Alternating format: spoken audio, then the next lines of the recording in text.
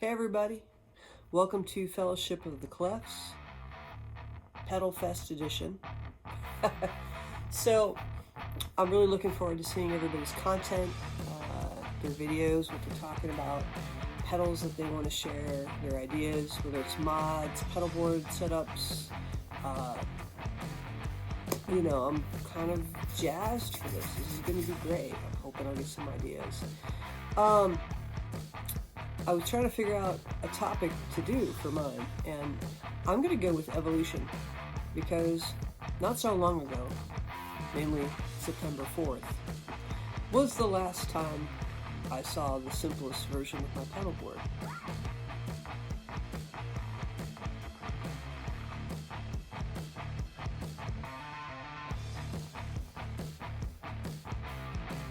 Now, simple still meant probably 12 or 14 pedals, mounted to a 8 to 10 inch by 2.5 foot board with a wah pedal. The good old days.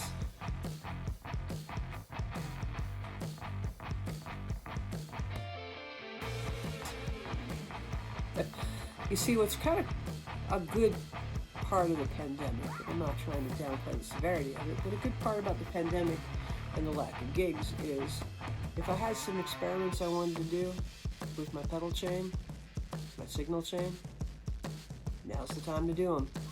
And there's some ideas I've been wanting to try for about 2 years. And so here we are.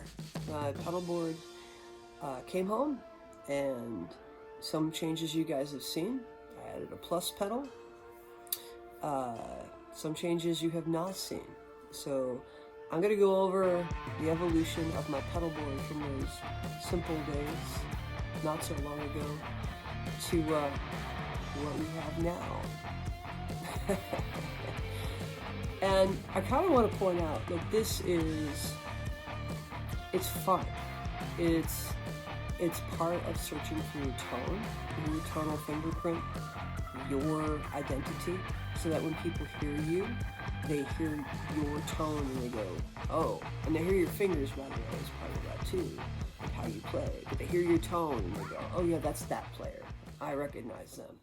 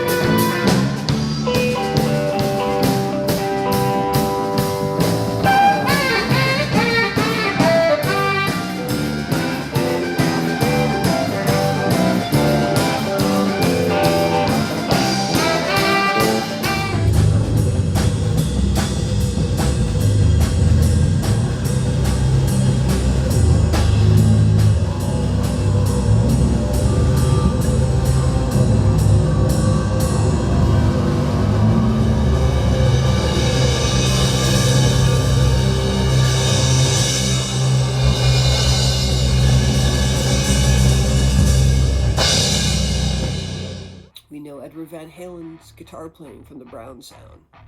Most people can identify Muse, their band sound, instantly. They are very distinctive. Queen, same thing. So, and I'm not just trying to bring up old bands. Imagine Dragons also has a very distinctive sound too. So, anyway, part of that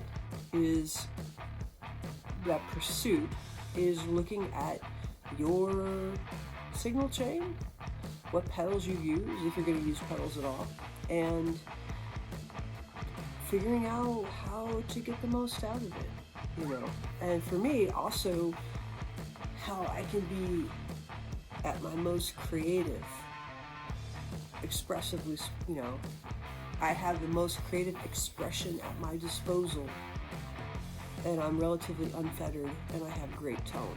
That's pretty important to me. So we're going to look at the evolution of my pedal board literally since September 4th to now. And some of the stuff, days before pedal ship of the Clefs this time, was still being experimented with. So I've been doing clinics for a long time and other events, and I get a lot of questions about my pedal board as it stood.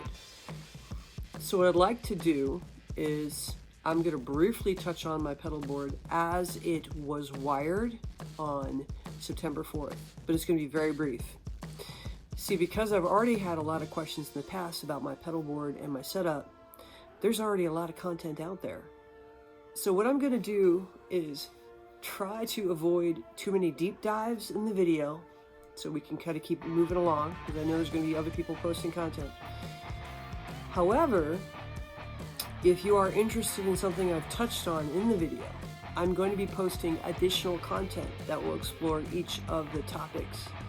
So in other words, I have an hour-long video I already did for another student that goes over the pedal board as it stood around September 4th. I'm going to just post that link. I did some wiring experiments as well. I'm not going to do a deep dive on it. I'll talk about it briefly, but you can watch the tutorial video about the wiring experiments if you want to know more. So that's how I'm going to handle this.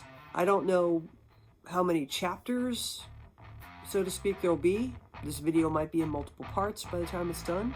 It might be one long video, but I'm going to try to save time by linking extra content in the thread, the comments under this video post. And hopefully the folks who want to explore more will feel free to kind of check that content out and educate themselves further if they want to. So that's how I'm going to set up this post. Enjoy. All right, we're looking at the pedal board setup as it was at Gilligan's Pier on September 4th. It's a serial chained pedal board, meaning that the pedals are cabled one into the other sequentially, which can make for a very long signal chain. Usually use patch cables, which are very short cables to connect the pedals, and sometimes you'll use a 3-footer here and there to connect things.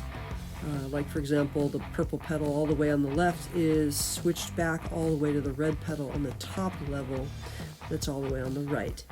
Here's our signal path. We've got a Boss TU2 tuner pedal. We've got that into an Electro-Harmonix pitchfork, into the Electro-Harmonix base Soul Food. This one is running the JHS bread and butter mod. This is followed by an Ibanez TS9DX turbo tube screamer, followed by the low custom overbass junior. This one is discontinued. If you find one, snag it. This is followed by the Sound Block 2 Dimension Reverb, followed by the Seymour Duncan Vapor Trail. After that, we've got a Sound Block bass envelope filter. After that, we've got a DoD stereo chorus pedal, followed by a Carl Martin bass drive. Carl Martin bass drive is a tube-based effect. It makes for a lovely preamp. I use it more for a preamp than a tube distortion, actually. This is followed by the Toe-Tone lift-up pedal. It's primarily on there for the 7-string bass, so I can signal match. The Spectres run hotter because they're active, where the 7-string bass, even though it is an active bass as well, it just tends to have a lower output signal. So the Toe-Tone helps me with signal matching, all that. This all comes out to a Boss RC2 loop station, cabled into a Morley dual bass wah. That's what I usually bring out for the ensemble gigs, like with Ashley Chevalier. For my solo stuff, I'll chase all of this with a Boss RC300 loop station. All right, so let's talk about what came next. Okay, so this is the next incarnation of the pedal board. Not much has really changed yet. We've added a Game Changer Audio Plus pedal. This is something I've wanted for a couple of years, and when Roger was selling off his pedals, I was offered it at a good price that really, it was a jump on it kind of thing. So the Game Changer Audio Plus pedal is a looping pedal, but it doesn't work in the way that most people think like a typical looping pedal would work. Normally looping pedals are recording a phrase that you're going to play over and over and over again. What the Game Changer Audio Plus pedal does is it plays with the attack and the release of the note in interesting ways to create kind of like, shall we say, sonic landscapes that you can play over. This pedal was great on the gig because I could do really pretty swells when we were coming out of songs and kind of end them in a more soft way than the band usually does. So this is a really intuitive pedal. It does better with a little more time to experiment with it, but this literally arrived right before the gig. I threw it in the car, unpacked it at the gig, plugged it in, and played with it during sound check, and then used it on the gig to, like I said, put a couple of nice volume swells coming out of some of Ashley's songs. Alright, so this is Incarnation 2. Instead of me demoing the Plus pedal for you, I'm going to link at this point a video that Ben Titus did when he became an artist for Game Changer Audio, and he received a Plus pedal to work with. He does a very detailed walkthrough of how the pedal works and how to get the most out of it. It's on his YouTube channel, so I'm going to take you to a clip of that right now, and I will, of course, post a link in the comments under this video. Enjoy!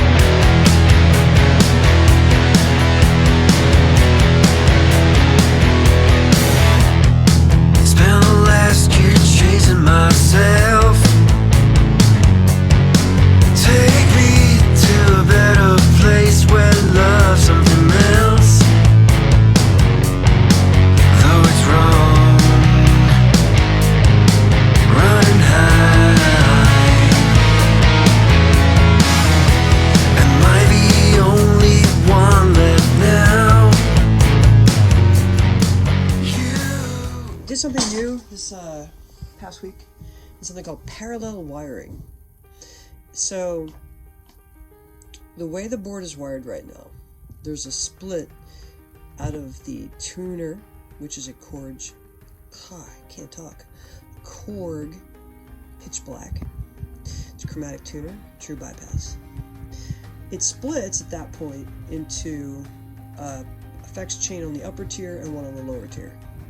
The upper tier one has a vapor trail, the Soundbox 2-dimension reverb that came from Andy Irvine. Right now it's got a more 90 orange phase pedal. It's got a CS7 chorus flanger with an Alchemy Audio mod on it. And then it's got a Carl Martin bass drive, currently supporting Electro Harmonix 12AX72.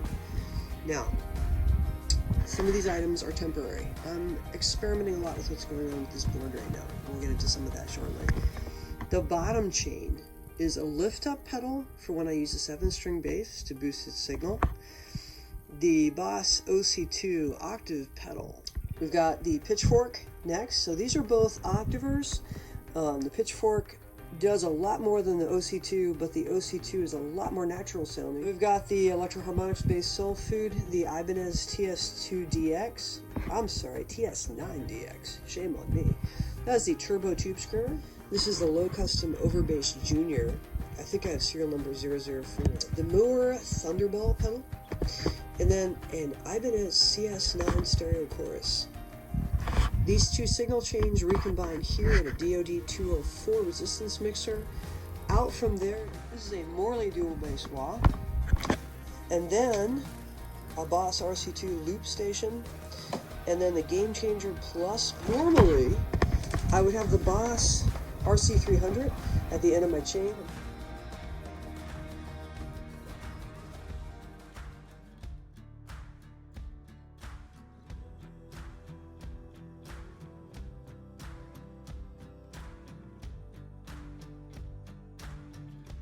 Alright, this is a freaking mess, I know. But the reality is, it's a work in progress at the moment. So eventually what happens is when you're kind of working on your pedal board, it goes from, well, what we have here to eventually having some semblance of order where it can be carried to a gig. That is not the current state of affairs. We're going to get there eventually. So, here's our experiment for the day. This is the new analogizer following my Boss RC300. I bought this because I needed to solve a few problems. The board sounds glorious on its own. Add the RC300 and yeah, the tone takes a hit. So we needed to fix that, but I thought maybe this would also fix some of my, shall we say, pedal confusion, because my mind says, I need this one, because it sounds clear in my bass. But my heart says, but my God, this sounds so good. I was already having trouble with the RC300 in terms of tone loss. This might solve a whole lot of problems for me. And this one was only $70.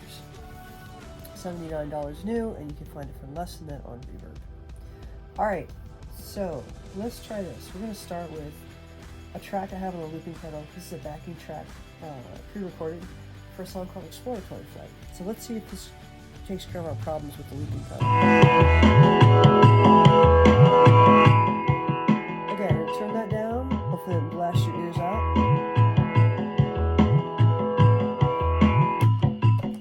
So those are the three tracks. I'll play them singly. This is off at the moment.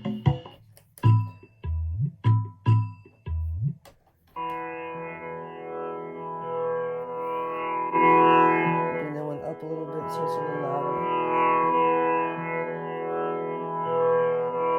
Okay, so that's all together.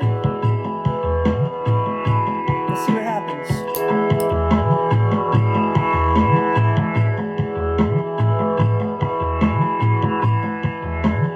Individual tracks with, without.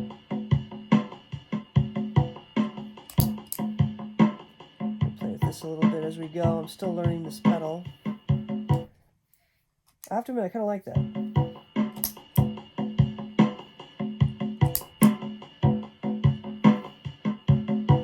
Yeah. I've got the gain about the same now when it kicks on, but I can turn this up so it's significantly louder.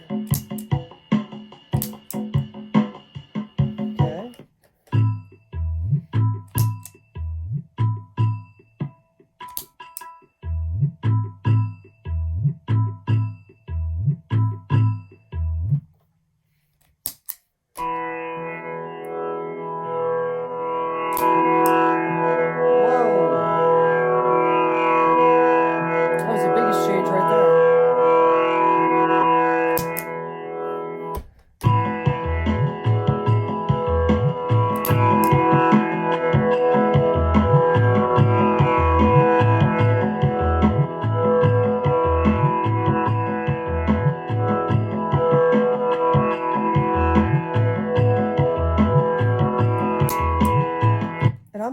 this pedal, so if you see me adjusting things on the fly, that's because I'm just trying to find out what these things do.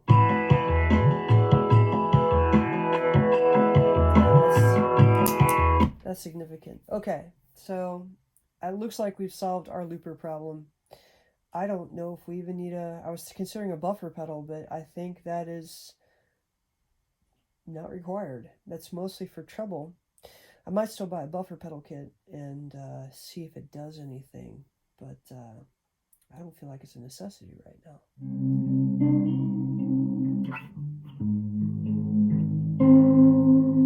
I wouldn't necessarily play with that tone, but we know it's on.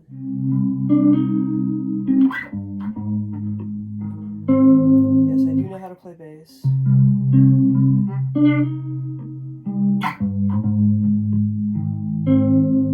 It's in an awkward position right now to actually do it because I'm sitting down at my pedal board. Whoa, whoa, whoa, wow. Whoo! That's the sweet spot. Okay, wait.